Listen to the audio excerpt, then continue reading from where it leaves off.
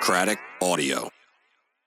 And anyway, so that was a big event, and so then I walked away from the radio show for 8 years, and I missed it. And my biggest regret was at the time the 518 artists were putting out some really good stuff, and I felt like, well, Jams isn't going to play it, right? Like, so I felt a little bit like I'm leaving at the wrong time. Like, I could have played a lot more of the local artist stuff at the time that I was really feeling, but I was like, I get, Friday night. Like, I was doing Friday nights for over a decade. Like, my wife couldn't make plans on a Friday night because I was on the radio. Like, that was my thing. Like, my kids are older and doing travel baseball or whatever, Pop Warner football. Like, there was some conflicts there. And then, so I would still go to shows and reminisce about the old days. And then in 2014, two things happened that really said, you know what? I'm going to go back on the radio.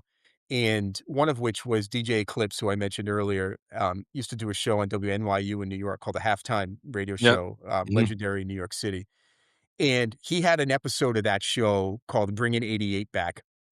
And he had artists from 1988. He had Cool DJ Red Alert up there, and they were just playing tracks from '88, talking about 1988, and it was phenomenal. Like, I was in my feelings. Like, I was just like, this is really, this is great.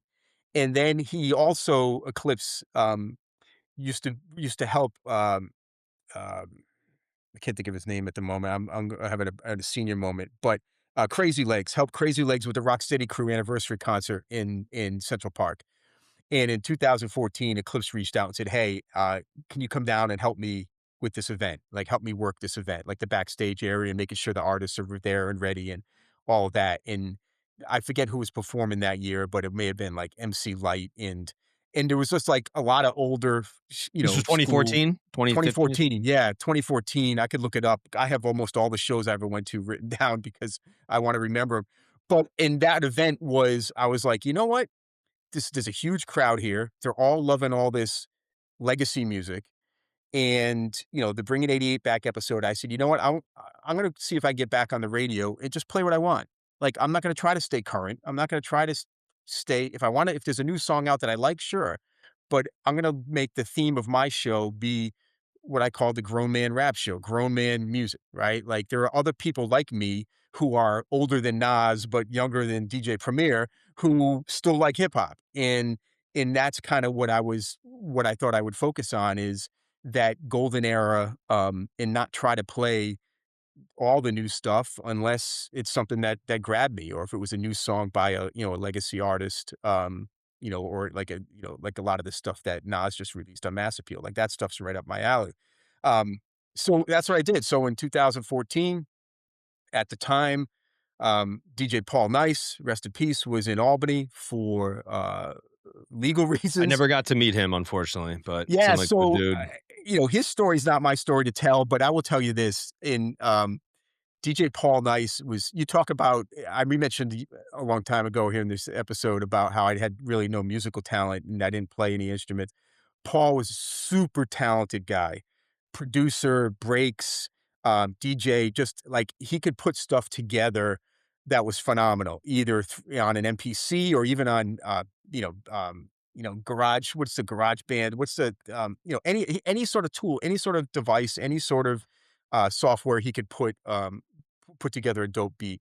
And in 1996 or so, I might get the year wrong. There was a crew out of Troy called the Lowlifes and rap group, and Gaddafi was one of the MCs there. But they put out a record that really I thought was one of the better records out of the 518. It was called "We On Now" is the name of the single, and it's by the Lowlifes. And I love this record, and I would play it a lot on my radio show. And it was a 518. They were out of Troy, and I forget what the B-side was called, "Low Life So Low" or something. But actually, if you go on YouTube and you look at Low Life's "We On Now," the image they have is somehow a copy of the record of mine, where I have a little DJ Toast name stamp on the label, which I used to have to stamp my records because people would steal them. Like, I'd get all these records come in, and so I'd have to name stamp my records in hopes to deter someone from stealing my records, either another DJ or, sometimes people would borrow my records and go DJ in the clubs, and then somehow they'd magically walk away, right? So Right. anyway,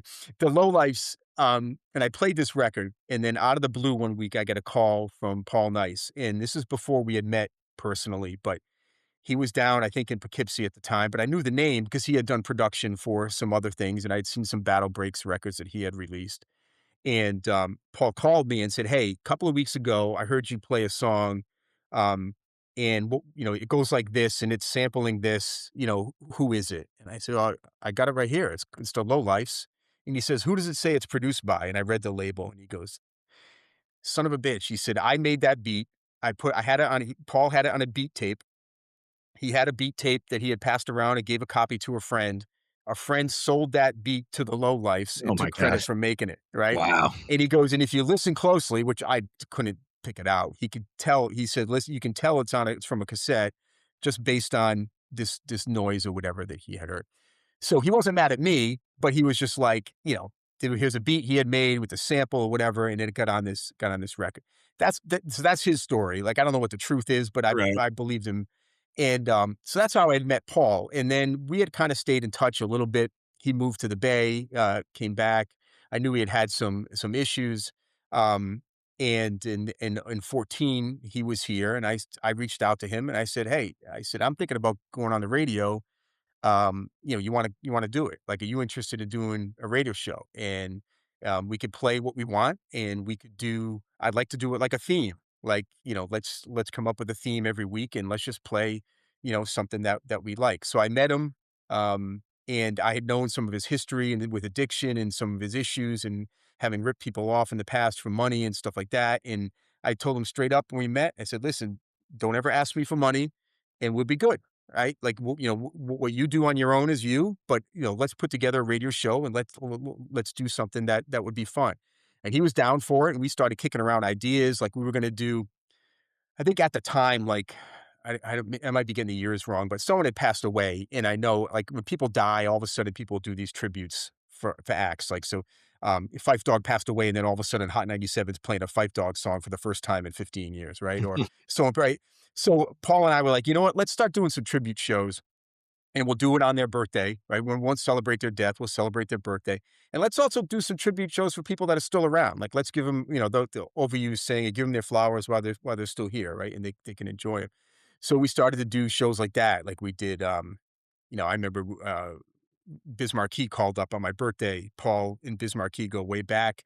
Biz Markie called up to the radio show. We were doing a Biz Markie tribute. At the time, my birthday's right after Christmas. My son was 12 at the time, my youngest. He came down and to the station because school was out. He wanted to hang out. He got to talk about breakfast cereals with Biz Markie on the radio. Like, it was like a memory, right? That Paul had initiated. Or we do a Lord Finesse tribute. Lord Finesse called up. Um, and we started to do some, lesser known people. We would do Tony D, the rapper and producer out of New Jersey who worked with Poor Righteous Teachers. And we did a Tony D tribute, and his widow reached out to me and said that she had heard about it and heard it on SoundCloud. Big L or Ski Beats or any of these producers that I love, Showbiz or Buck Wild or, Easy Mo B, some of these classic boom bap producers that, don't necessarily get the tributes, that they should. So that started. So when 14, I went down the station and I said, "Hey, are you letting alumni, back on the radio? I'm not just some random dude on the street." There were some people there who remembered me from before. So I said Sunday night would work. They were like, "Fine, great." So Sunday night at 10, I could still play the dirty unedited versions on the Grown Man Rap Show. And then, Paul Nice and I had a falling out after 4 years. So, like, in 18, I think was the last time he did a show. He just kind of ghosted me, and then and then that was it. And then a few years later, he had passed away. Um, but yeah, all those episodes and now I've archived them on SoundCloud. Which another thing, talk about, it costs me money to put them up on SoundCloud, but people can download them or stream them for free. And any of these 400 or so Oh, to get, like, episodes. the artist, like, the pro account, like, in order to probably Yeah, upload yeah, as much as you exactly. want, Yeah, right? Yeah. yeah, I got a pro account, and I love it. And download, upload these things, and then you get comments and listeners from all over, Russia and all these different parts of the world, and parts of the country that are into this. And now I'm 10 years into the Grown Man Rap Show, which is sort of my second chapter. on No, the I think it's great. radio. I mean, I have it up here on my in my browser, and yeah, you got quite a few followers. I mean, it looks like you have, some pretty good engagement Yeah, for, it's and fun. this is the Yeah. beauty of the internet.